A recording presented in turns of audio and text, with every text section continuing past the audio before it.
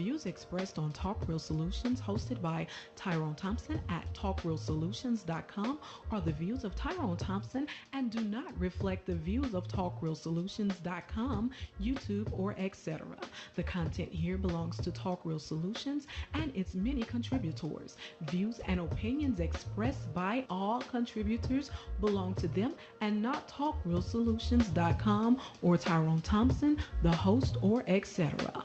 All data and information provided on the site is for informational purposes only. Talk Real Solutions makes no representations as to accuracy, completeness, correctness, suitability, or validity of any information on this site and will not be liable for any errors, omissions, or delays in this information or any losses, injuries, or damages arising from its display or use.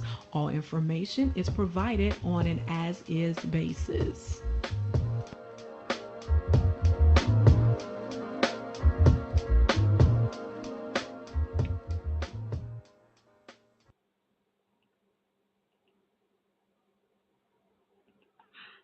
In a world where there's crime, corruption, violence, murder, rape, theft, and all forms of atrocities that plague the world in which we live in today, what you're witnessing, we are living in a state of chaos and take a greater or more extreme chaos to restore the order in which the world we live in today. Welcome, good evening, people of all walks of life, including black people. It's chaos right here. Today, we are going to begin chapter 1 of a series titled The Dating Divide, Race and Desires in the Era of Online Romance by two PhDs and one, I think, statistics woman, if you're wrong. Make sure you like the stream, share the stream, like always. It'll be helpful. Even including if you subscribe to Zero End's channel as well. That'd be also good too. But before I read this, there's an ongoing beef with this hip hop thing with Nicki and Megan, the horse or stallion, right? Mm-hmm. I don't know what's a hoop jar between these two, but I find it as another ploy, another marketing scheme, just to make some people more relevant and to spread some hype for either an album that was released by one party or the other one. Nonetheless, anytime you see these beeps, keep in mind it's always business. You know, because think about it. What sense it makes for one person that's been doing this now for over a generation now, Nicki Minaj, and been active since 2008, most likely. That's now 16 years. To really go at another artist, music artist by the one they call Meg Thee Stallion, and put out content or diss tracks, and then we have people here that's consuming the nonsense, thinking who's better. I mean, I don't really say who's better, really. You know what I'm saying? I look at who's really relevant, and really Nicki needs this more than anything else. I mean, Meg Thee Stallion, she already got her own fan base and popularity, but it never hurts that an older G music artist or MC or rapper like Nicki Minaj calling her out just to get some little buzz, And then there's all form marketing at the end of the day. So don't take things too seriously. When you see these articles talking about rappers beefing. Until it gets real violent on the rap side when women are start losing their life like it was back in the 90s, I'll look at it as most of these beats overall are fabricated and it's just another form of clickbait. But that's all. I'm not going more on that. Unless I'm here to continue on and go through the first chapter. And it looks like I might be able to go through the whole chapter. We'll see how it goes. But anyhow, let us begin. Hope you're ready. Turn your mics up. Make sure everything's loud, no noise in the background, and listen carefully as we go into the dating divide, race and desires on the era of online romance. This is the first chapter, titled Where Hate Trumps Love, the birth and legacy of anti-miscegenation in the United States. People are trapped in history, and history is trapped. in Them by James Baldwin. Ain't that something? Let's begin. Moody Boyce and Jim Turney, two Alabama teenagers, ran away together in the summer of 1888 with romantic visions of a secret elopement and a miniature child from Hannahville. 16 years old, Jim works as a laborer for his fiancee, wealthy father. That hot July afternoon, some of 140 miles northeast of Jim's hometown, a group of white men tracked the couple down on a Trout Creek Mountains. They brutally tortured, lynched, and killed, well, we could say delete for sake of conversation, Jim.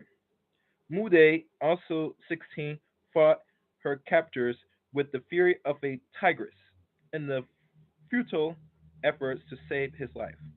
The crime: he was black and she was white. From emancipation through the first half of the 20th century, thousands were killed, often publicized torture to death by white mobs for crossing or being alleged to have crossed color lines. Black men were murdered with impunity for allegedly raping white women, and no matter if there was any evidence they had actually done so. Long before European engagement in a transatlantic slave trade in the 16th century, the European worldwide held particular amos, amos towards darkness and positive associated with all things white. Their long-stand object of the non-European culture, especially those with darker skin tone than their other own, was that they were uncivilized. During the colonial era, hostility towards racial intermixing was important to the American by Euro whites as they colonized the North American continent during the 16th and 17th century, a massive project that hinged on the enslavement of millions of Africans as well as the forced removal and genocide of indigenous populations. They established a society that centers around both whiteness and the capitalist imperative. The mountains there prefer social hierarchies. Euro whites introducing anti-miscegenation laws to prevent sexual and maternal unions that might produce children with the potential to upset the careful construct divide between their alleged civilized virtues and desiring people from, well, the rest, or deserving the rest. One of the first anti-miscegenation laws in North America was passed in Maryland in 1664. That's now, if my math is right, 100, 200, 300, 100, 200, 300, 350 years ago, or 360 years ago now. It prohibits marriage between freeborn English women and Negro slaves, etc. 15 years later, a similar law was passed in Louisiana, New France, where the colonial government reasoning that white Frenchmen who intermarried with the indigenous population would become less loyal. Hmm. Of course, there was a clear racial dimension to this law to express by anxiety around the adulteration that such marriage will cause to whiteness and purity of the children. Colonial restrictions on marriage, both between whites and enslaved blacks and among the enslaved themselves, was spread through the early Republican states, including non slave states. White often could not marry even free blacks. Over the sweep of U.S. history, black white intermixing in particular was the subject of white virulent fears and loathing. However, violence of the kind Jim and Moody or Maude experienced rose sharply after abolishment of slavery in 1860s. 1860, but it's really slavery abolished in 1865, but who's keeping count? And let me put a side note here because that's very important. All right, all right. This is important. Okay. Previously, there has been more flexibility in such unions. For example, in the antebellum United States, interracial relationships and even some marriages had not been uncommon among the identity and working class of the North and the non-property owned classes in the South. Among white elites, however, who were more bound by the dictates of social enclosures, fraternization across racial lines was rare and mutual relations were restricted to alliance within the class strata so as to preserve status and social influence across generations. This is one reason why marriage between cousins was common among elites. It typically considered property of power within genealogical lines. So they tell you about like incest, cousins, and mind you, these are all Western Eurocentric ways intermeeting, intermarrying with other foreign relatives. It's common in Eurocentric culture. Keep that in mind. Because elites used marriage to sustain social status, they sought to control who was allowed to marry whom. Primary marital control involves policies and sexuality of white women in thread that would run through the enforcement of anti-miscegenation and anti-fornication laws forged through U.S. history. Has historians Peggy Pasco points out that the very first prohibition uh, on interracial marriage were gender specific. White women who married black men were, along with any children, enslaved by law, while white men who married black women were perhaps seen at but not formally punished. Let me read that again for those that don't know. Did y'all hear this? Let me read that again for y'all. I'm gonna read it quick. Historian Peggy Pascal points out that the very first prohibition on interracial marriage were gender specific, meaning white women who married black men were, along with any children, enslaved by law, while white men who married black women were perhaps sneered at but not formally punished. That is going to be highlighted on this book right here. One second. That is very much important.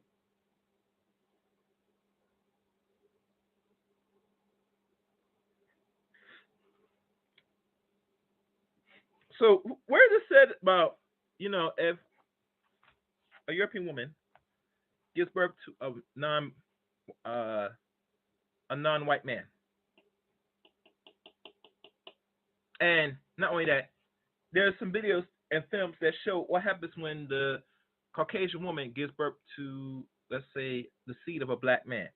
They automatically will delete that baby or eliminate the baby.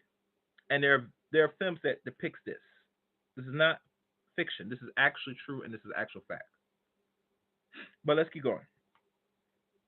The regulation of women's sexuality was important not just for its practical role in managing bloodlines, but also because women's bodies were symbolic repositories seen as democratic racial identity. This gender dynamic is reflected in the compensation of 17th century status of mother clause, which stipulates that children's status by inherent matrilineal inmates relations in the antebellum South among white men and black women frequently rape were tolerated by white society and sodomy problematizing legal because they did not disrupt racialized norms of chattel slavery property and properties. Mm, wow. Let me read that again for those that don't know. And I'll read it real clearly for the algorithm. Mother cause, which means This gender dynamic is reflected in the confiscation of 17th century status of mother clause, which stipulates that children status by inherit matrilineal inmate relations, intimate relations in the antebellum South among white men and black women, frequent rapes or grapes were tolerated by white society and Sodom problematized legal because that means problematized legally because they did not disrupt racialized norms of chattel slavery, property and propriety. And I'm going to highlight that too. That's very important as well. Important. I put an I. In the plantation economy, when additional workers meant additional assets and sexual exploitations of black women doubtlessly served the master's interest by creating a new supply for his enslaved labor force since they were considered property within the reproductive chattel system. Enslaved women were not afforded the protection from sexual abuse granted in white women. They were denied the patriarchal protection of black fathers and brothers, and legal system often recast black women victims as sexual aggressors. Oh, God damn it. Ooh, these people do not read this book. Mm-mm-mm. Mm-mm. I'm going to highlight that. Now, before I continue, I have to put a pause. This is written by two Caucasian women and one Asian woman. To those that listen to this for the first time. And if you don't know, you now have an understanding that you're a chattel property. And like property, I could use it, abuse it as I please. They talk about this matriarch or this gynocracy of the black community or this black society. But forgot to say that you're not supposed to be patriarchal because they bred you under the guidance of other men to accept your servitude. And the ones that fought and lost their lives did what's necessary. The ones that stayed and accepted, you accept your own oppression by default. Because you're not supposed to operate as a man, as a patriarch. Matter of fact, your woman don't even really want you to respond patriarch because both you and her have been conditioned to really be under somebody else's patriarchy. And even reading this here, it shows here that it deems black women, when we're talking about sex generally in the legal system, often recast black women as sexual aggressors. So that means even if you didn't want to give this white man give him sex or the box, he takes it and says you're the aggressor. Imagine that. Imagine that. Wow. And imagine I can hear some other so-called black intelligence content creators because they put the victimized as black men. They don't really focus on us as a whole. I gotta deal with the whole to have a very clear understanding. If I can't do that, I'm gonna be just biased like everybody else. And the problem with this community, we deal with things in segments, and we don't look at the whole picture. When you make a puzzle, you have to piece it piece by piece to complete the puzzle. You can't take fragments of a puzzle and put it together and say it's complete when you know there's still more pieces out there. You know, you have to put every piece there to complete the puzzle. So I'm not gonna keep ranting. Let's move on because this is a very long read. I'm gonna try to get as much as possible. This serves to further justify their exploitation by white men while redirecting the anger and disgust of white wives towards black women. The normalization of sexual violence and blame towards black men remain a shameful legacy in U.S. society today.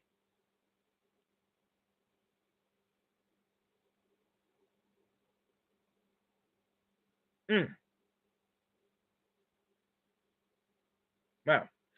Sexual relations between black men and white women during the era of slavery was less common in part because white society interprets these relationships only as grape or rape. As a result, it was much rarer for mixed race children to be born in a white woman. Again, we see how racist mentality of the past still flash in the contemporary moment. Consider, for example, that when Dylan Roof delete 9 black people in Charleston Church in 2015, he claims it was because they raped white women, i.e., rape white women. And you know that's a Southern boy, and he's around the neck of the woods where Mr. Thompson is, you know, because he's in South Carolina as well. But you know how it is, how Caucasus in the South are, you know, very very I don't know if it's left lean, I don't know, somewhere to call it. Anyway, because of the stats of another, because of the stats of mother clauses, the mixed race children of white women were unequivocally threatened to the social order that sufficed the slavery-based U.S. economy, unlike offsprings of black enslaved women and white slave owner men. White women mixed race children could theoretically be born free, and to suppress the threat, many women who had sexual relations with black men and did not claim grape were punished. In some status, such women would be forced into servitude. Hmm. This injunction, where white women bodies were policed to avoid them giving birth to free mixed race children, while black women mixed race children were born into slavery, was later utilized by eugenicists or eugenicists in pseudo-scientific terms to argue for a historical purity of the white race in the United States, and their racist logic would be adopted, for instance, by the architect of the Third Reich in their attempt to extermination of European Jews, or Third Reich. Reich. I think that's for right, but there are two main reasons that intimacy between black men and white women would stagnize by antebellum whites was met with even more violence retribution by whites after emancipation. The first has to do with the simple fact that during slavery, black men were property whose bodies were economically valuable. The second hinged on threatening, unlike free men, enslaved black men were not politically or economically threatened to white men. Let me highlight that. It says here that the institution of slavery supersedes all social distinctions. Thus, oh no, let me go back. Sorry. The second hinge of threat is unlike free men, enslaved black men were not politically or economically threatening to white men. I'm gonna highlight that.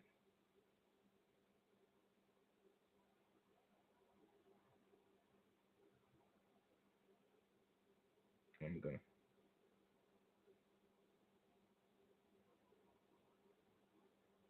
All right.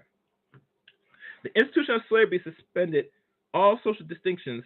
Thus, I.D.B. Wells observed it was only once black men gained freedom that the sexualization of race politics began to earnest.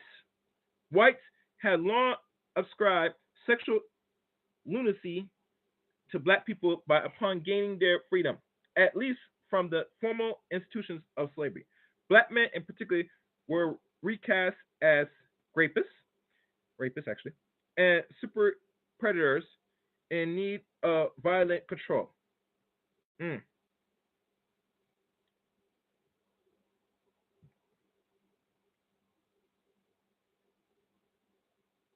All right.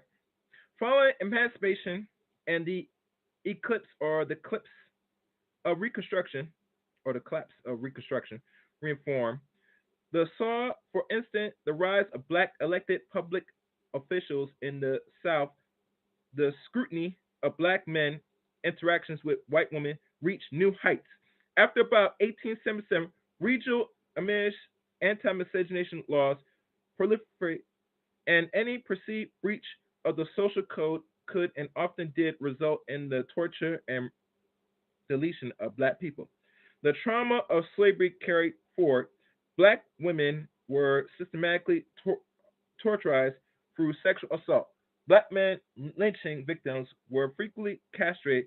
The sexual specificity of what they call white violence and control in the postbellum United States was innovative in the brutality or in its brutality. In this context, it may seem perplexing that the rate of mixed race births to black women increased steadily. Let me read that again. In this context, it may seem perplexing that the rate of mixed race births to black women increased steadily in the decades following slavery. However, this was not because black women gained autonomy, but because now that they were no longer legally considered the property of any white man, all white men were free to exploit them free of reprisal or rebuke. Highlight that there.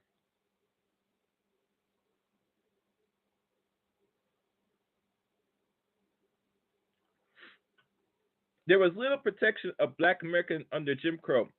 Grape and lynch continued as form of social control, such as black men who retaliate against sexual violence on behalf of family members were summarized hanged.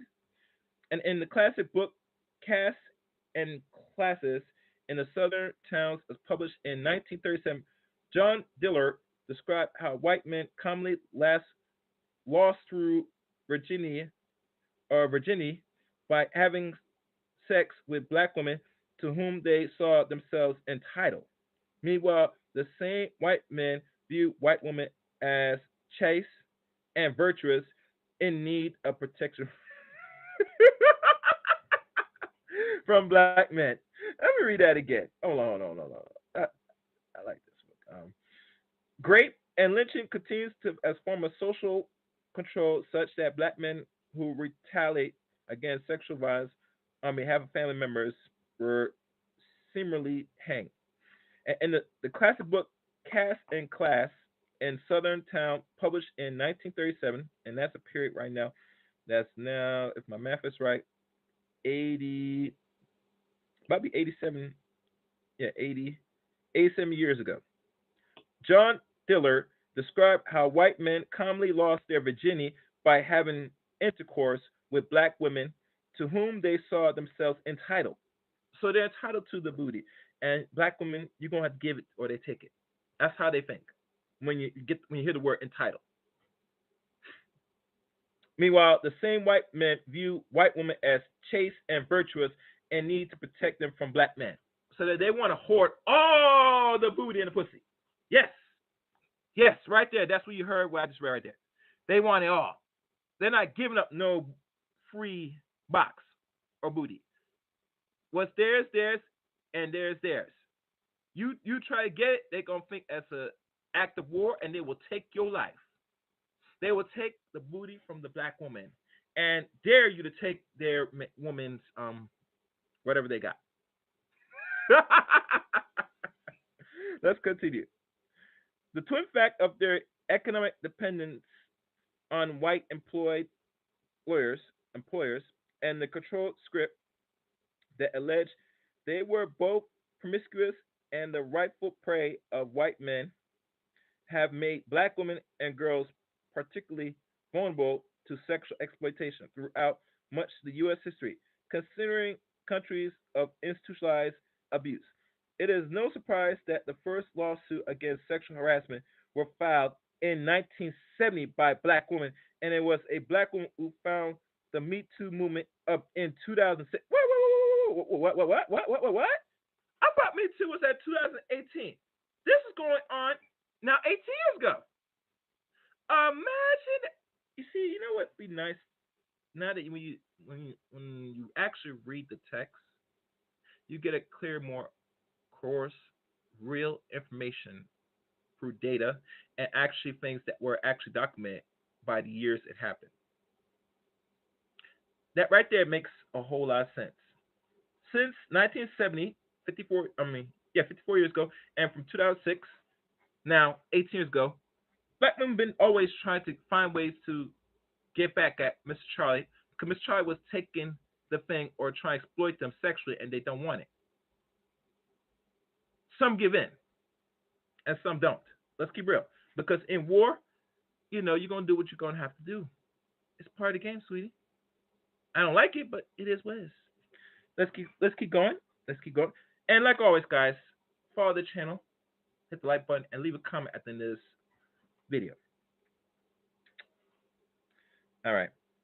Indeed, whether they're enslavement or wage employment, black women have bore the brunt of men's sexual aggression in the U.S. labor force. Further, the selective impulse of white masculinity, by which only white women are in need of protection, and they only from sexual predation of non-white men, points less to chivalrously altruism than a gender white supremacist that carefully regulates which men can dominate which woman. Mm. The spirit of laws restricting intermarriage that exists in the United States since the 17th century was generally termed okay, I would call amalgamation until 1864. I think that's okay. Miscegenation was coined in the year in the president election pamphlet at the time in which slave emancipation was the burning issue of the day.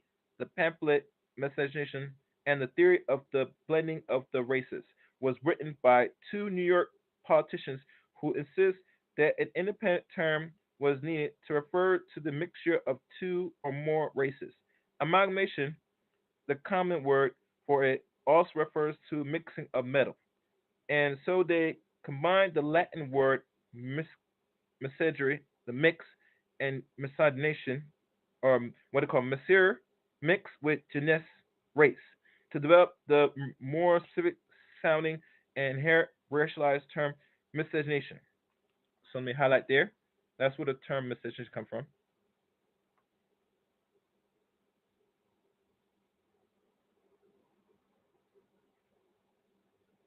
which is a Latin word.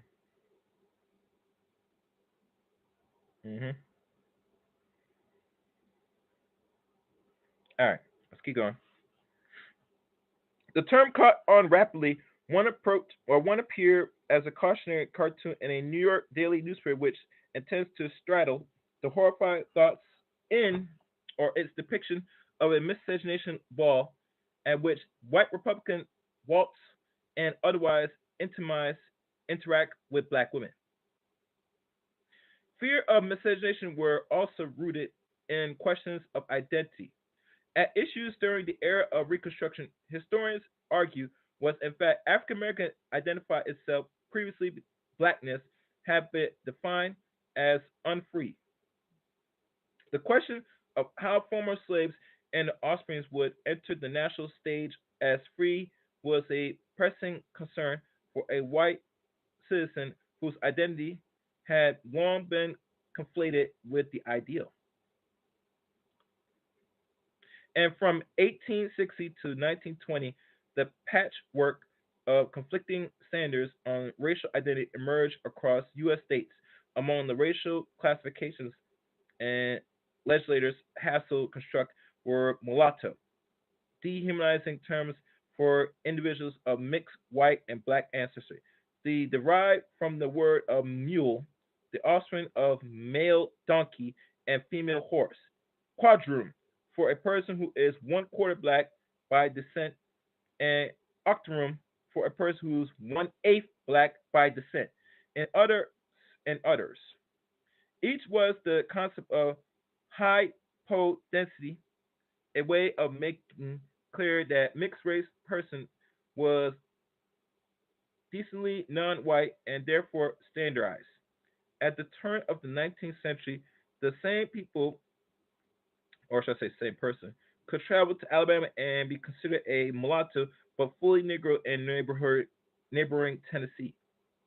Surprisingly. Such conflict, legal designation, reveal a great deal about the construction of grape, specialized, multiracializing, in their efforts to establish degrees of non-whiteness and solidify the boundaries around whiteness. They refine myths about whites, racial purity, and the righteousness of white privilege. Before Reconstruction, when white dominance was taken for granted, racial distinctions such as quadroon, mulatto, and octoroon matter only in those few cities marked by triracial caste systems that were closely resembled Caribbean and Latin America norms. In the absence of slavery, when fears of growing social equality for black intensified among whites, these designations gain greater importance.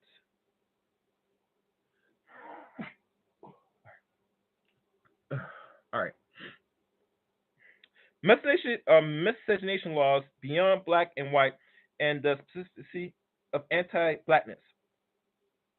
Mason Grant, a prominent conservatism or conservatism of public thinkers of the late 19th and early 20th century, publicized statement that legal ships of since emancipation were allowed whites to commit what he calls race suicide. He argues that society should fight back by either breeding from the best or eliminating the worst of segregation of or sterilization. E. Grant was a proponent of scientific racism, which leveraged the language of evolutionary theory, genetic science, and biological determinists to implement a new system of racial disfranchisement, disenfranchisement. After emancipation, his The Passing of the Great Race, published in 1916. Now that's roughly 100, and now I believe 100. Hold on. I'm trying to do the math in my head. Yeah, that's like 108 years ago. Okay. Greatly influenced the U.S. segregationist and eugenicist policies include the Exclusionary Immigration Act passed in 1920 and 1930, which placed quotas on immigrants from countries in Africa, Central America, South America, and Asia whose populations were not considered a fit with white supremacy and purity in the United States. You hear that? I mean, so people that are Latin descent, most likely back in them time, it's different now because they now want everybody mixed now for a more greater agenda, which when they were going to reveal. And you already know already because if they've been putting laws for the last century and two, there's a great reason why they want people to mix now. But that's for another long conversation. They don't want people that's from another country that might have some black gene in them, most likely. In addition to advocating for exclusion on the basis of genetic inferiority, Grant explained that already visible persistence of U.S. racial inequality in biological terms, which made race appear scientific. Anti-miscegenation laws predate eugenics movements in the United States, but eugenics principles were used to broaden anti-miscegenation, what they call legalization in the early parts of the 20th century. Influenced by Grant concerns around race dilution, the notion of high pot scent was key to the rationale for such laws, commonly referred to as the one drop rule, what they call hypodescendant, was a legal method of categorization that generally defines any person with African American ancestry and sometimes Native American Asian ancestry as color or Negro. That's where they get the term color Negro from in America, regardless, how they put rules of who's who. They refine or redefine whiteness to refer only a person without mixed racial ancestry. While into the 20th century, status quo on the one drop rule as they developed anti-miscegenation laws. The legacy remains a powerful influence on the way modern U.S. Americans comprehend race and social status, as well as partner desirabilities and procreation. The best known example of these laws is in Virginia of 1924 Act to Preserve Racial Integrity, which expands the definition of miscegenation such that any marriage between a white person and a person with any non-white ancestry was a felony, and opposed to an 1866 law where people with up to one quarter of non-white ancestry were considered white by the state of Virginia. That means you got to be 25%. Not only a person racial identity, but also their entire genealogical heritage prescribe whom they could or could not marry. And as I pause here, this was in Virginia. And if you know, that's the same state that last time I checked, now 57 years ago now, it will be 57 years in November or June, that struck down anti-miscegenation laws. Is that same state that I just read to y'all right there. Ain't that something? All right, good. All right, let's keep going. The one drop rule originates in the property interests of slaveholders, yet it tells us something important about social construct of race and social preference. For one, it produced a racial taxonomy upheld by a monolith notion of blackness. This or that is to be white. If asserted, one cannot also be black, and to be black, one cannot also be white. But but put differently, whiteness is legitimized only to the degree that blackness is negated. Perhaps most telling in the fact that the laws stipulate that a white woman could give birth to a black child, but a black woman could not give birth to a white child. And let's highlight that. And they're right because it's the one drop rule, which they created. They don't use mix here in America. We go by white and black here. For those that will catch um, replay of this, other parts where Europeans are more controlled or where they reside more, they give different definitions of mixed race or the mixing of race. As you know, in Europe, they have what they call mixed race, but the mixed race is different defined in their homeland, which is Europe, than here in America, particularly. So that's for food for thought. So obviously, a white woman could give birth to a black child, but a black woman could not give birth to a white child, which makes sense. And the very reason is to keep the money in house. Let's continue. The monolith notions of white versus black were naturalized through the legal policy of individual sexual preference. Behaviors that in today's age are often seen as entirely a matter of personal choice. It took a great deal of effort both by the state and by individuals to produce and reinforce boundaries around race and sex. Sexual preference did not have to do with merely whom one desires. Rather, sex and reproduction were avenues by while property decisions and property could be expanded to or withdrawn from. Individuals they allow white supremacists continue control of the post emancipation expressions or expansions of social equality to blacks. Although the rule of high potential most aggressively targets Afro descents in the United States. Other groups, including by the language employed by the laws of the times, Native Americans, Asian Americans, Malayans, Hindus, Mongolians were controlled by anti-miscegenation laws. Even in those cases, black-white boundaries often shape how the state understood interracial relations or lesions between whites and non-whites. At the core of the strain of laws was deployed to prevent the dilution of the white race. Thus, all immigrants could be Negroized, as the status requires to both reconcile the or eradication of slavery and uphold white supremacy. This even shifts hierarchies of whiteness did not divide on one thing. Closer to whites was positive, and closer to blackness was negative. The logic would become defined, featuring U.S. American intimate relation courtships and marriage indeed, as well as the later chapters seeing preference patterns and still evident in personal racial preference of daters today. Next section. Asians. People of Asian descent have throughout U.S. history been cast as non-white and unassimilable. Chinese immigrants in the United States in the 19th century were mostly men.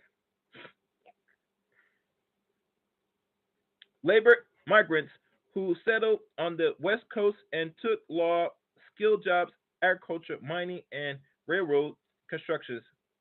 In 1870, Chinese men outnumbered Chinese women in the United States by 14 to 1. Oh, wow. The disparity intensified with the California Gold Rush of 1848 through 1855. And the and that's really a period of hmm, as a period of 7 years. And the building of the first transcontinental railroad of 1863 at the end of slavery, or actually slavery in 1865, sorry, to 1869, a period of 4 years, both of which increased the Asian population in the West and South. For example, after the Civil War, when free black laborers become more scarce, emancipation, to be sure, did not end to exploitation of black labor, but often displaced it in nearly slavery economy arrangements, like sharecropping. Immigrants, men from China, often referred as coolies. So that's where they get the word coolies from. I'm going to definitely highlight that right here. Important. Coolies were recruited and coerced into hard labor. In Louisiana, Chinese men were imported as cheap and exploitable labor to fill the vacuum of chattel slavery, for instance. The growing presence of this newly racialized group in the West and Sound was met with enormous backlash. Many worker class white citizens saw the Chinese, similar to the newly emancipated blacks, as a threat to their livelihood. Thus, a historian, Randall Takaki, describes, and he quotes here. I'm going to read as carefully as possible. So, the radical qualities that had been assigned by blacks became Chinese characteristics. Heathens, more inferior, savage, and childlike, the Chinese were also viewed as lustful, sexual, and sensual. Chinese women were condemned as a deprived class, and their depravity was associated with their almost African like physical appearance. They were fair in complexion, but physically a slight removal from the African race. And that's by Rondo Takaki.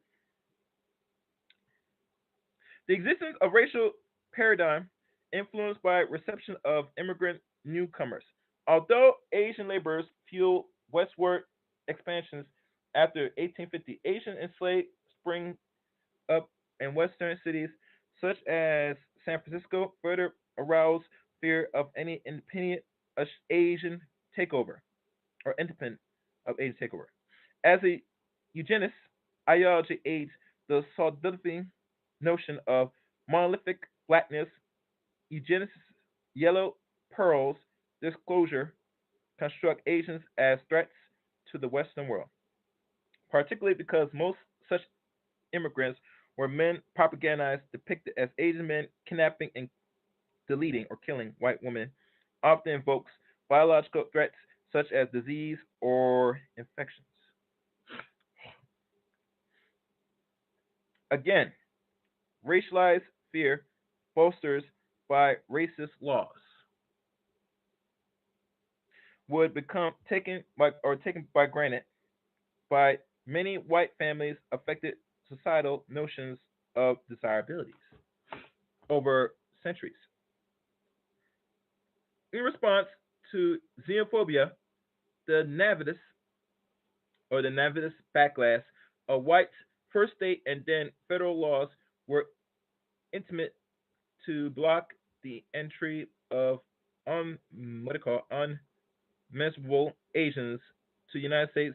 The Page Act of 1875 restricts the immigrant Chinese women coded as prostitutes and polygamists, while the Chinese Exclusion Act of 1882 broadens bans to all Chinese immigrants. So side note, because those are laws that need to be looked at.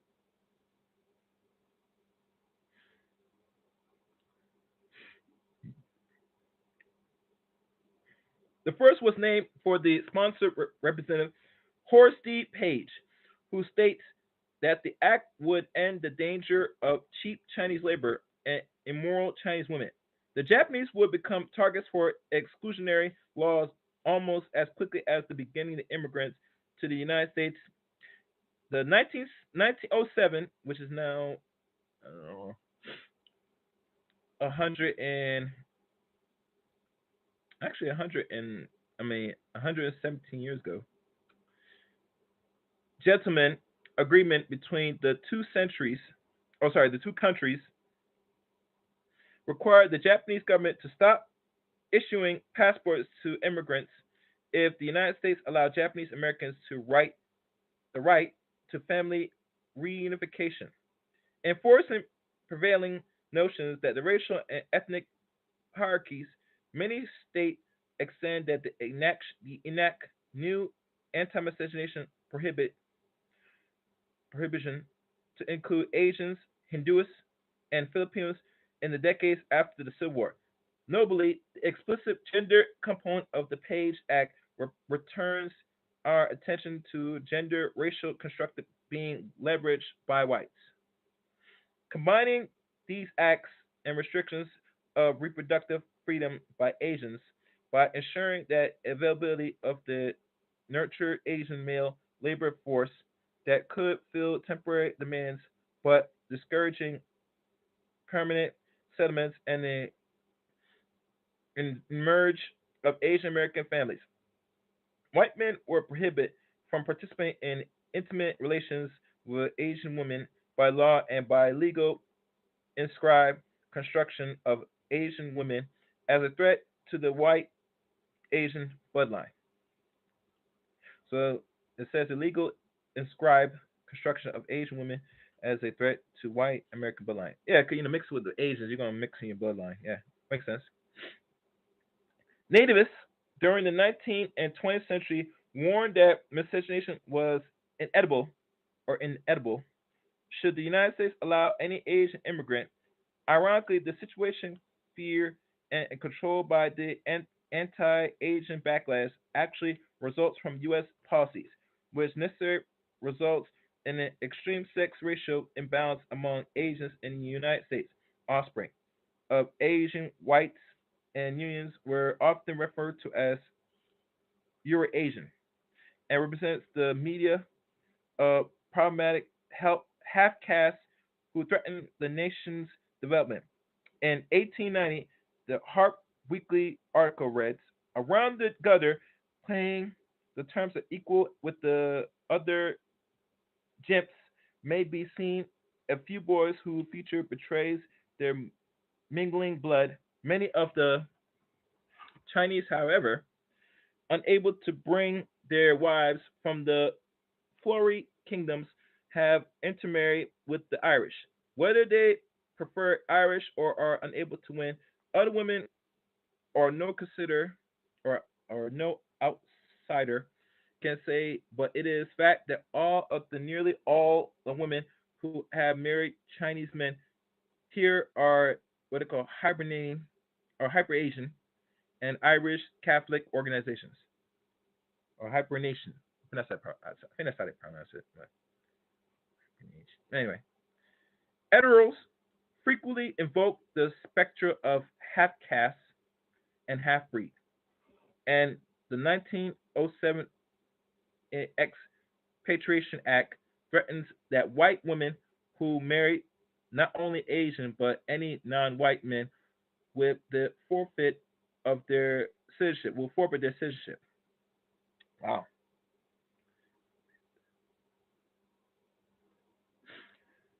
No such law applies to white men. And obviously, and the reason why no law is going to apply is because they actually constructed this country.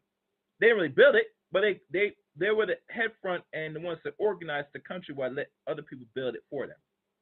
The people that don't know, if you don't understand how the Europeans colonized the Western world, and there are books on that. This rationalized ideology took shape in the context in which race was directly associated with social status and economic self-being. Thus, they would set the notion deep and enduring racialized precipitation of desirability for marriage and what they call procreation in the United States. The case of Chinese men in the Mississippi Delta is relevant here. The first wave of Chinese came to the Delta after the Civil War, substituting the labor of blacks who fled the sharecropping economy. Due to the restriction immigration laws curtailing Chinese women entrance into the country, many of these men married black women. Hmm, food for thought. Anti-miscegenation laws have been primary interests in regulating the boundaries of whiteness, so these relationships met little state sanctions. Chinese were rationalized similar to blacks in the region, and so black Chinese and mixed race children were all regulated to the same segregation schools in the Jim Crow South.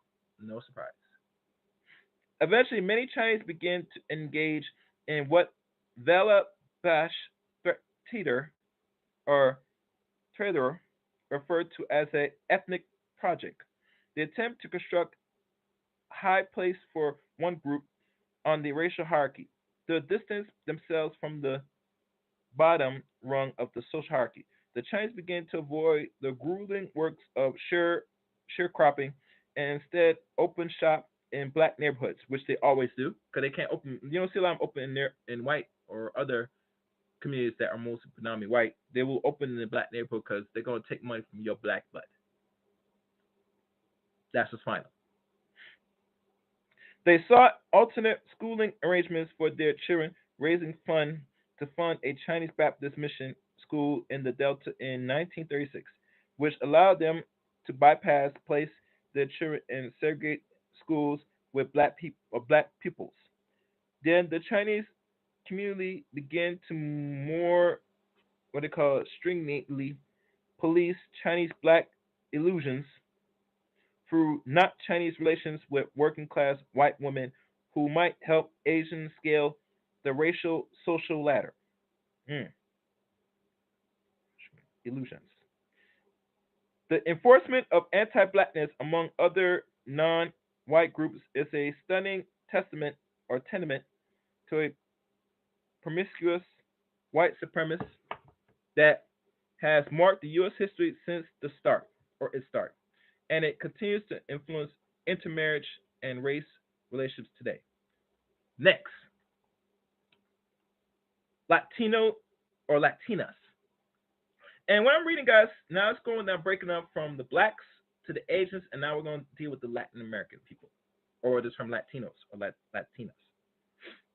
The same racial structure that celebrates proximity to whiteness and demonizes blackness and indigeneity have limited Latinos and intermarriage in America. For example, after the War of Independence, the Mexican state hoped to attach or attract foreign investments to permanently settlement, and so it creates an immigration path for whites. Under the law, whites who married Mexican women could receive citizenship and trade opportunities. Perhaps, needless to say, the offer did not extend to the indigenous or free black populations. You get that? If you're white, you get everything. If you're not, get back.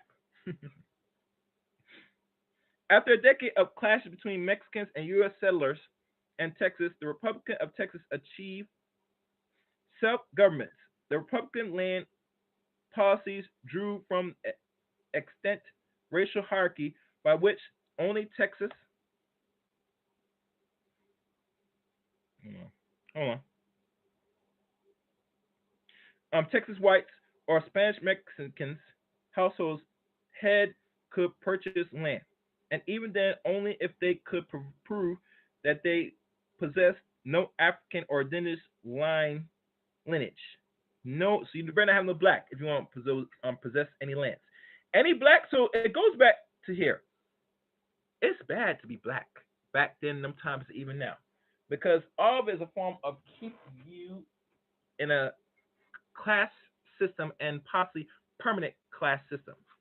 Like what they said, permanent underclass. That's not no joke. That's the reality.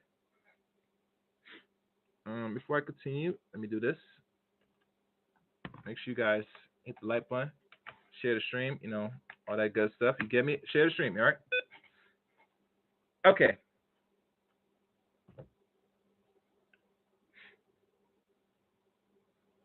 The significance of whiteness was clear.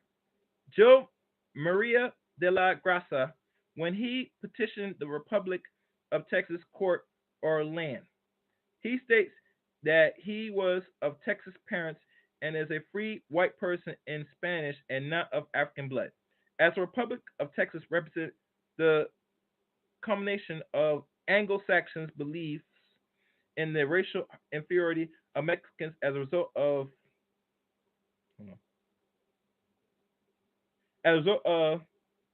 centuries of racial mixing among Spaniards, Africans, and Indians. De la Graça, through technically Mexican by birth, had to prove his whiteness. He did this by making claims regarding the presence of Spanish and the absence of African blood. Again, the negation of blackness, or at least distance from it, was used to push another group towards the virtuous, or at least the privilege, of whiteness, which makes sense. When the United States emerged victorious from the U.S.-Mexican War of 1848, it forced Mexico to cede one-third of this territory, as well as many of the Mexican citizens on the land, or on that land. It was politically expedient to define Mexican citizens, regardless of skin color, as whites, and thus miscegenation laws never came to include Mexicans.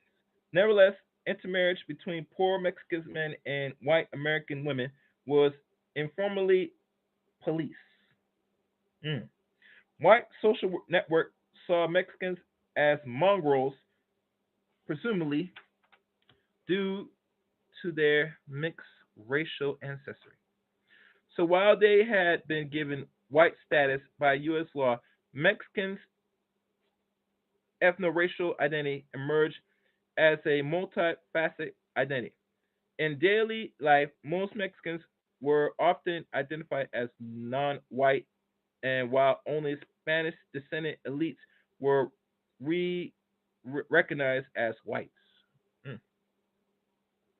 So the only ones that were the higher up Spaniards of Mexican were considered whites. If you were not that elite, you're considered Mongol, Negro, the lower caste.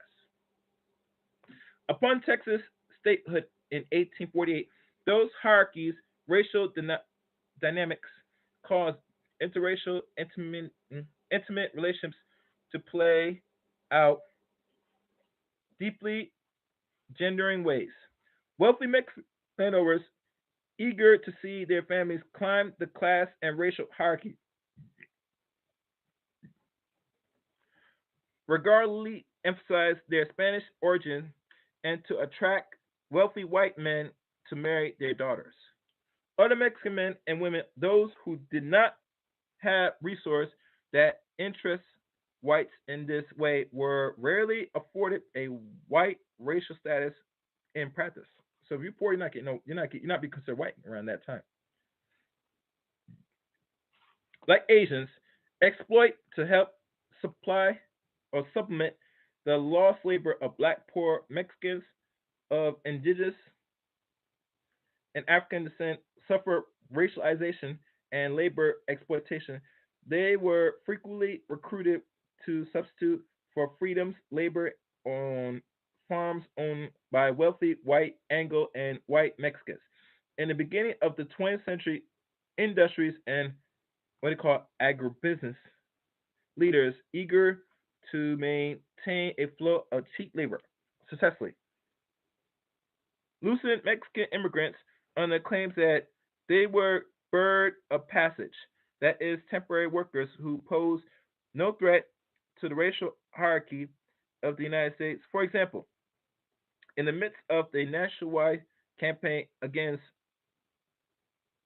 what they call against undocumented immigrants, the state sponsored Mexican guest workers programs known as the Farciro program import from millions or 4 million Mexican workers to the United States. As such, despite many whites concerning Mexican temporary immigrations was protected by the state, even as racially motivated restrictions were applied to other immigrants. Too many Southwestern employed Mexicans were considered an inferior race, one suited for hard and low wage laborers, yet unsuitable for permanent citizenship. Despite employer interest in maintaining a supply of low skilled labor or low skilled Mexican labor, the name bird of passage was soon replaced by uglier terms such as illegal and wetback in public and political speech. Even popular eugenicist Mason Grant inserts himself into the debate concerning Mexicans starting or stating in 1923, which is now roughly 101 years ago. Later to the House Chair of Immigration that the case of Mexico today is exactly the same as it was with the Chinese 50 years ago. Mexican immigrants were increasingly policed and criminalized. Their access to state sanctioned whiteness fade as the narrative of illegalizing, increasingly racializing Mexicans and non-whites for a brief period from 1930 to 1939, a period of 9 years. A period when it started in 1930, so that's like now 94 years, and then like around 80, 85 or 86 years. No, actually 85 years. Yeah. The U.S. Census officially designate Mexicans as a race separate from whites. This change led to a number of Mexicans being denied U.S. citizenship and placed trade relations between the two countries at risk. Henceforth, Mexicans would be formally recognized by the U.S. Census as whites through ethnically as Hispanics. Now, the one thing here we're going to break down now. This section here is going to deal with Europeans, white people, or the term whiteness. Let me see how much more pages left. Okay, I'm almost done. Make sure you guys hit that like button, share the stream. Hope you're enjoying this. When you catch it from live and the replay of this, look forward to hearing your thoughts and opinions on this. Europeans. None of the United States anti-miscegenation laws were ever applied to any European group. However, racial hierarchies in the United States have always been in flux, and there has been liminal movements in which the Irish, Italians, and Eastern Europeans, such as Polish and Russian immigrants, were each seen as being of a different race than the national English predecessors. Protestant predecessors. Though it is sometimes forgotten today that election of John F. Kennedy in 1960 presents one example. It was a victorious movement for many in which the Irish and for the matters Catholic became white. That is was the moment that Irish Americans marked as their transition from persecution outcasts to politically powerful white Americans. Despite the history of anti-Irish empathy, the U.S. Census has never treated Irish as a racial category, and Irishness is increasingly perceived and treated as an optional ethnicity by Irish Americans, meaning that individuals have some degree of choice in how they identify ethnically. ethically. How is it that a group of commonly invoke the novice and racist propaganda not so very long ago is no longer thought of or threatened as non-white group or treated as a non-white group with a question mark? The answer is simple. Scholars maintain the multifaceted first immigrant newcomers have entered the U.S. racial paradigm anchored by a stagnation of blackness and the validation of whiteness. As Valma Bashia Stridler has convincingly argued, meaning that ethnicity identifies as been constructed in the context of racialization, in the sense of white ethnic groups shedding the negative connotation associated with their ethnic identity and the entrance of the full whiteness has been historic condition on their willingness to distance themselves from bottom of the U.S. racial hierarchy. Thus, it is from blackness the vulnerability period of liminal approximation between blacks and Irish Americans during the late 19th and early 20th century. For example, many explain why many among the Irish American workers class were so quick to pick up the drumbeat of whiteness, of white supremacy, sorry, and anti-abolitionism. I'm getting tongue tied. Anti-abolitionists. The same can be said about other immigrant groups such as Italians, Jews, and even the Chinese, who are various periods engaged intimately with American or African American, whether in the terms work or play, but later aggressively promote their superiority over blacks as they vow for a privilege associated with whiteness.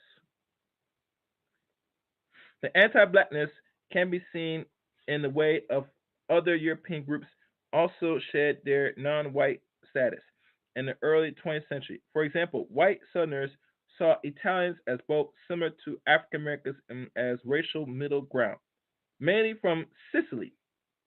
If y'all know the history of the Moors had intercourse with Italian women, which they gone from blue eyes to blonde to brunette and darker eyes, which makes sense. In southern regions, Italian immigrants face large-scale empathy targeted by ethnic slurs like "wop" and "dango," I don't know what that means, and sometimes experience violence, including, for example, the lynching of 11 Italian men in New Orleans in 1891. Oh, wow. AIM designation from white society, Italian immigrants embrace a rhetoric of self righteousness about their own struggles and of blaming African Americans for societal ills, joining whites to terrorize black residents in urban spaces. Over time, Italians warn ethnicity and what they call signalize their racial incorporation into a U.S. racial paradigm anchored by anti-blackness.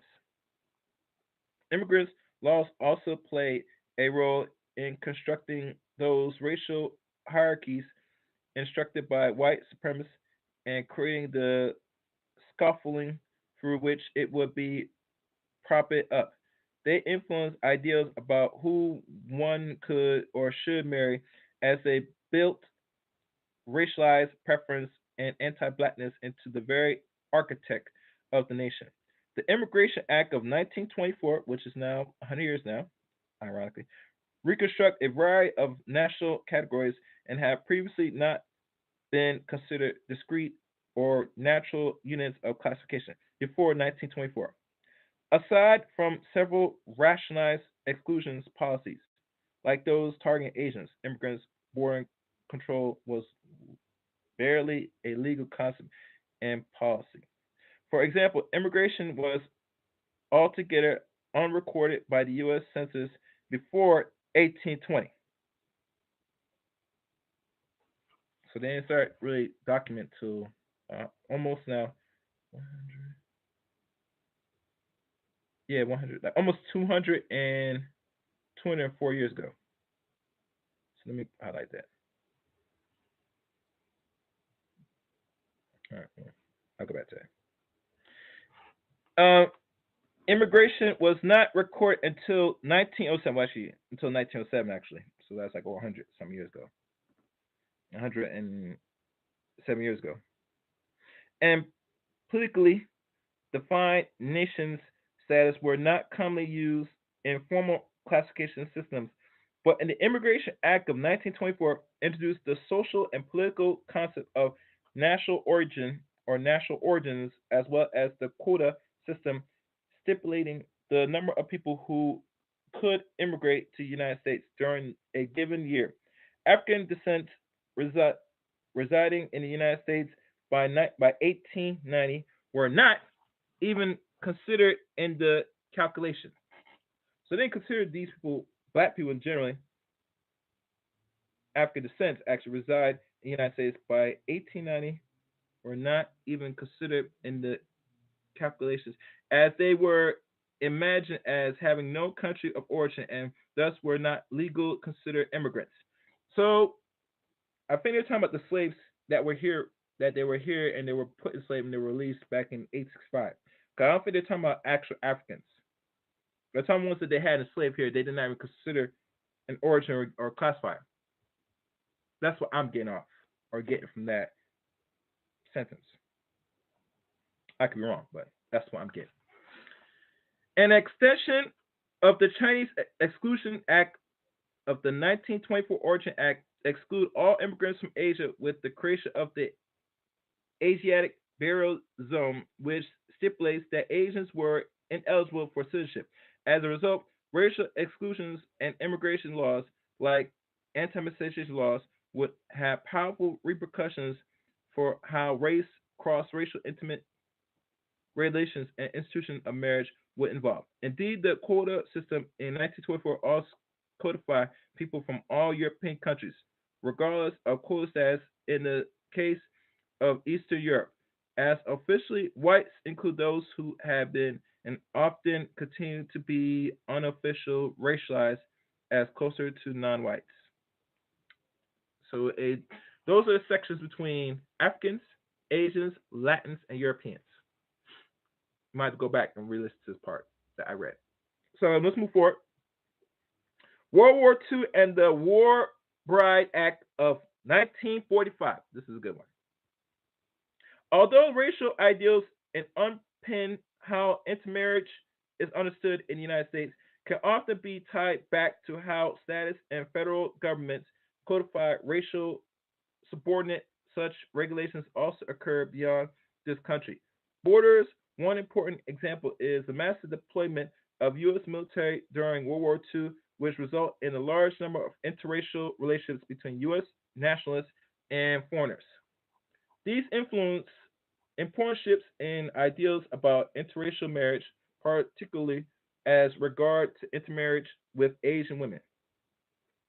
Stateside racial politics affect how military personnel conduct their intimate lives during overseas deployment. For example, military personnel were required to seek permission to marry, and their superiors commonly drew on familiar prescriptions along interracial marriage to inhibit such unions on foreign land. Those who did marry foreign spouses faced obstacles in bringing their spouses to the United States. However, in a notable shift, Congress enacted the War Bride of Act of 1945, which enables servicemen to marry and naturalize women from countries whose citizens were otherwise prohibited from migration to the United States. To be sure, the War Bride Act and other relating laws directly construct or contracts with the Page Act and Emancipation Act, while the latter restrictions Asians men access to Asian wives. The former explicitly expounded white soldiers access to foreign, often Asian wives. Even so, the war years brought an intensification of anti-Asian policies, specifically policies aimed at the Japanese. In 1942, President Franklin Roosevelt Executive Order of 9066 initiates the forced removal and incarceration of Japanese and Japanese Americans within the United States into concentration camps. Concentration camps. Sorry. Japan involved in the war was the unstable motivation for the executive order, but the way it was carried out drew on long-standing yellow peril traditions. These posts postulate that the Japanese and the other East Asians were were danger to the Western world, determining the racial status of individuals with Japanese ancestry. Became a fixation and hypopedescent or the one drop rule was leveraged to carry out this executive order, such that any trace of Japanese lineage or blood could trigger explosion. Expulsion. However, the legal definition of Japanese was later redefined under a mixed marriage policy, then revised against stipulates that those with 50% or less Japanese blood in the family or individuals could be exempt from intermingling. These cases illustrate how the implementation of hypo, hypodensity in the United States was systematically when it came to blacks, whereas the other, or for groups like the Japanese, it was randomly applied, often in more what they call idiosyncratic local and historical contexts. The period after World War II would begin a new phase in the history of rationalization of the United States, as a number of major social movements would begin to challenge policies and promote the social hierarchy of hegemony, or what they call hegemonic whiteness. Ultimately, these social movements will remove the legal restrictions of intimate relations across racial lines. Nevertheless, historical racial hierarchies, hierarchies would remain to place continuing influence U.S. America's racial preference for sex and courtship. And let me see if this is the last section. Let me see. No, it's part two more. Okay. Breaking down, breaking down centuries old barriers. The question of whether status should be could wield control over marriage and sex has played out in legislation and courts case since the birth of the nation. Anti-miscegenation laws and later immigration laws were central to such debates in 1948. The California Supreme Court in Perez v. Sharp became the first court to invalidate anti-miscegenation laws, but the U.S.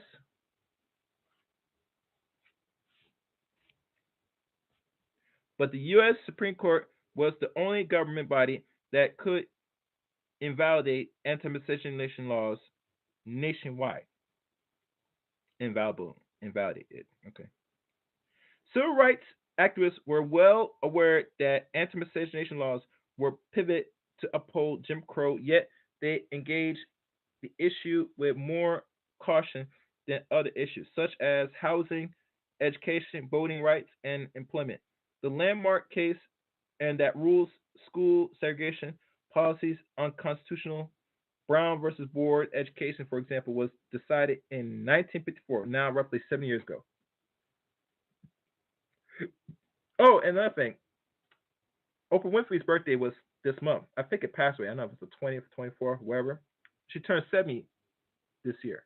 So she was born during the same year Brown versus Board Education was struck down. Imagine that.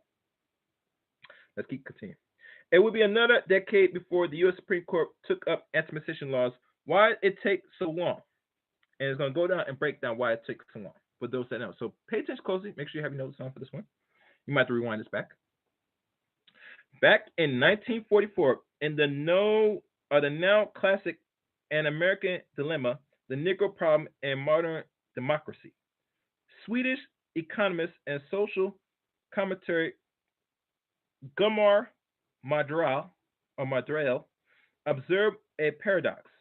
Whites, he notes, were less resistant to expanding rights to African Americans in the public sphere than they were in presumable private matters.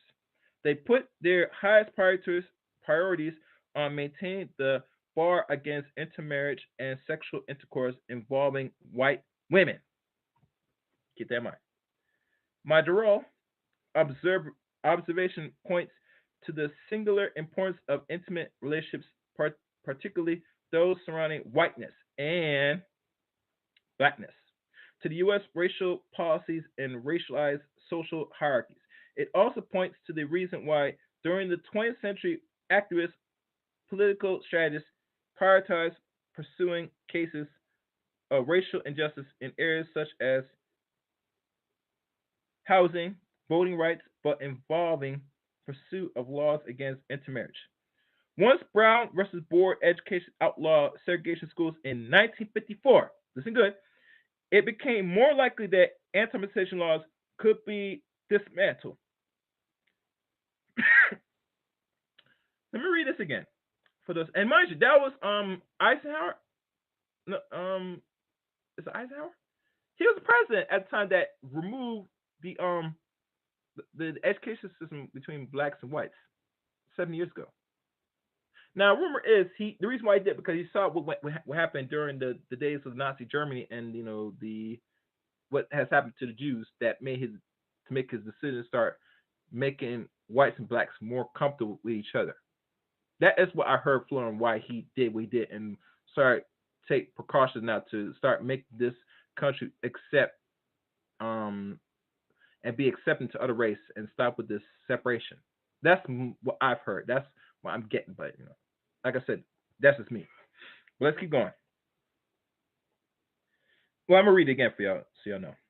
Once Brown versus Board of Education outlawed segregation in schools in 1954, it became more likely that anti-miscegenation laws could be dismantled. Yet, in the midst of the civil rights movement, whites were becoming more attached to such laws. Their demise would undermine not only one pillar of Jim Crow segregation, but cut to the very core of white supremacy. For civil rights activists, it was a matter of strategy to delay court challenges to intermarriage prohibition.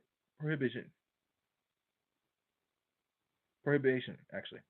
Whites' aversions to interracial intimacy was so ingrained that the NAACP litigators and activists believed stirring up this aversion might risk majority political efforts, specifically the Voting Rights Act of 1965 and the Civil Rights Act of 1964. Sorry. Let me read that again.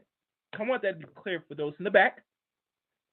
For civil rights activists, it was a matter of strategy to delay court challenges to intermarriage prohibition. White aversions to interracial intimacy was so ingrained that the NAACP litigators and activists believed stirring up this aversion might risk major political efforts, specifically Voting Rights Act of 65 and Civil Rights Act of 1964. So when people out hear this stupid talk say that eventually, black men want to do this, no. It was mostly them and other white people that were involved in the civil rights. They were not in the direction going to take the direction where it said we want to fight for people to marry within the race. No, that was not really the intention, the real goal. So when people say that dumb, stupid crap, that black men fought for that, you just hear it right here. That was actually a lie. This is proof right here. Regardless of what people say, what I just read right there. Because it was so a priority, you and I got civil rights, much as the Voting Rights Act. Because if the whole intention is that the black man here, his more focus is get access to white coochie, you sound delusional. If the white man want to marry your ass, they would have probably did it already. Well, no impunity. The police of black men is getting ridiculous here. And these are two Caucasian women and one Asian woman wrote this book.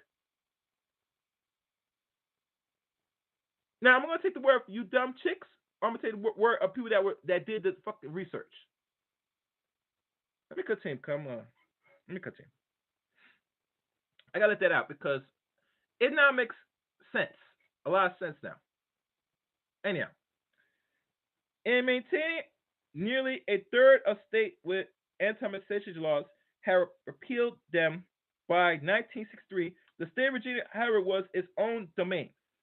Virginia's Racial Integrity Act of 1924 served as the precedent for institutionalized white supremacy, such that it was considered the what they call linchpin of Jim Crow racial regime.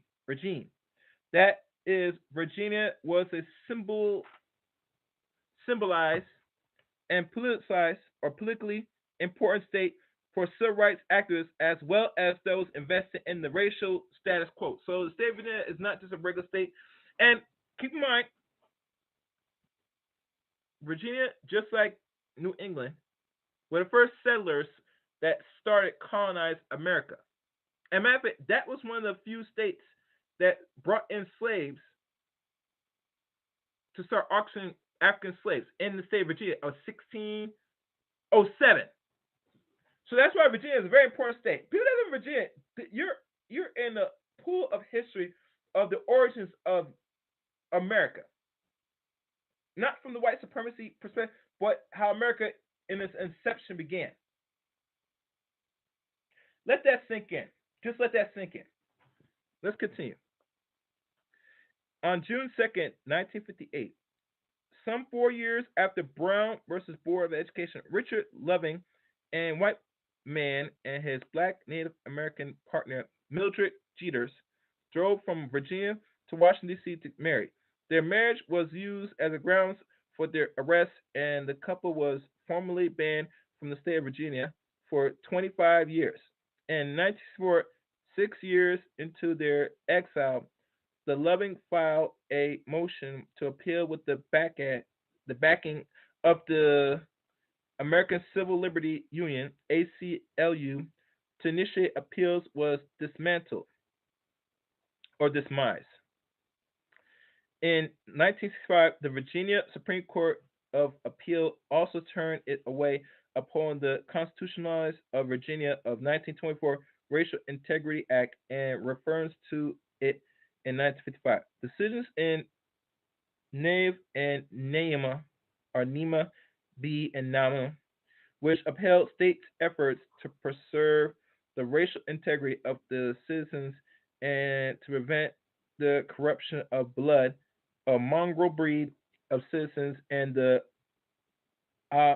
obliteration of racial pride. Both in 1967, 3 years after the passage of the Civil Rights Act, the 2 year after the Voting Rights Act, the Loving appealed in the U.S. Supreme Court with the backing of civil rights activists. That's when now they could come in after getting those laws passed. In the end, the U.S. Supreme Court decision on Loving established a landmark proceeding. Anti-miscegenation law status were in violation of the Equal Protection Clause of the 14th Amendment and thus wholly unconstitutional.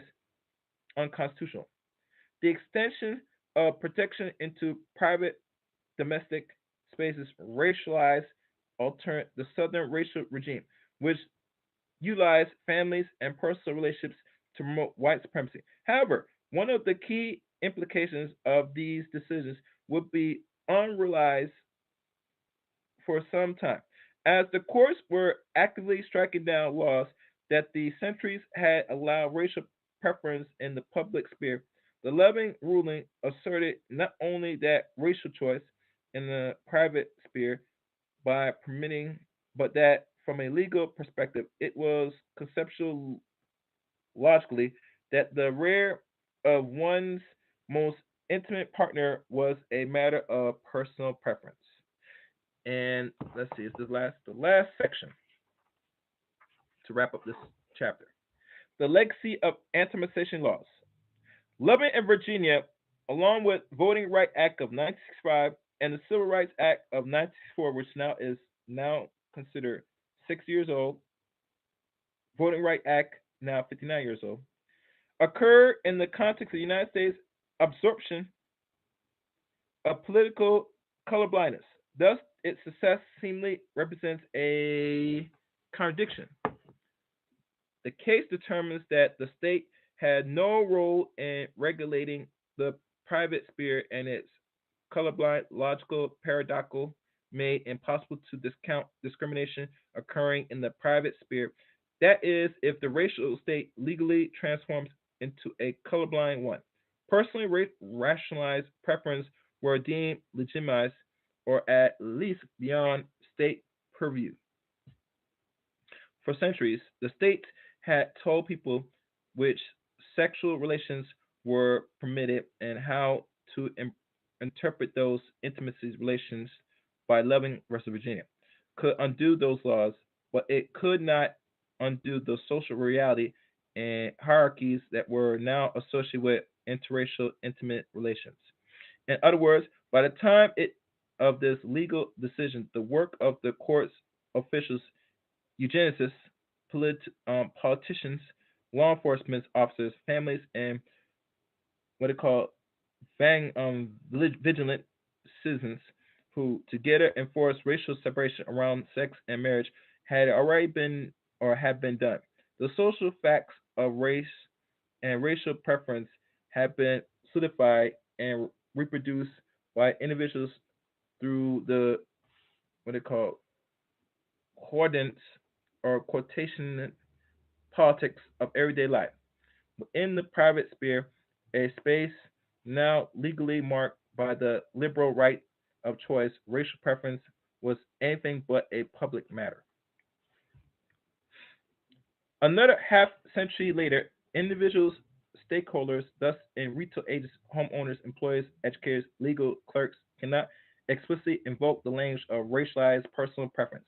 When justified whether or not someone is suitable tenant or a job candidate is fit for a position, ongoing civil rights movements has extended marriage rights in same-sex couples and led to the growth of interracial marriage and partner populations.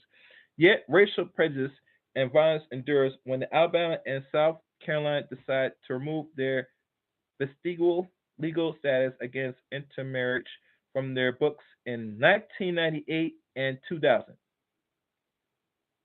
Alabama and the state of South Carolina, Miss Tara Thompson, was not really removed and golf and really, as I've been looked at and legally in roughly the last 26 to 24 years. That's not a long time. Other states, it's now pushing now 50. Let that sink in. 41% of Alabamians and 38% of South Carolinians vote to retain them. The United States has seen the election of re-election of its first mixed race black identified president, but also the election of the white president who expressed overt racial prejudice and demise the importance of high profile instances of racial violence and realized for white supremacy. The past is not gone, and disproportionately high murder rates of black people at the hands of police and stand your ground vigilance illustrate, or as of 2017, which now is 7 years ago. Unite the right rally of white supremacists making it so horrifying clear. By no coincidence, the rally took place in Virginia, a state that has played such a key in the state of Virginia. You're not going to escape state of Virginia. You know, I think moving forward, reading this book, you're going to find more talks about Virginia, because Virginia, I think, is the hub of the ideal of white supremacy, in my opinion. But let me conclude this. The roles of the institutionalized of white supremacy in the United States. Hate groups that once occupied prominent social positions in the United States or the U.S. South has again found openly expressed support of solidarity, while exposure of backlash on social media points to how technology affects the way race is viewed. The act on U.S. society, indeed, with phones now capturing videos and once hidden criminal behaviors, and the use of photos and social media and expose the identity of participants in white supremacy rallies, anti-racism activists are exposed the names of face and those who would spread hate. In the United States today, The internet is where social issues include race are negotiated and renegotiating. In the digital world, one can comment, post, and browse topics anonymously with little fear of representation. Similar to online dating, along allows people to express sexual preference for whites or Asians or blacks without public judgment, leading to a new form of digital sexual racism, which is going to be soon, which is already here. But before we get to the age of internet courtship, we need to look at how pre internet courtship became what they call it inaccessible, bound to the history of racial politics in the United States, or enactable bounds in the history of racial politics in the United States. That concludes the first chapter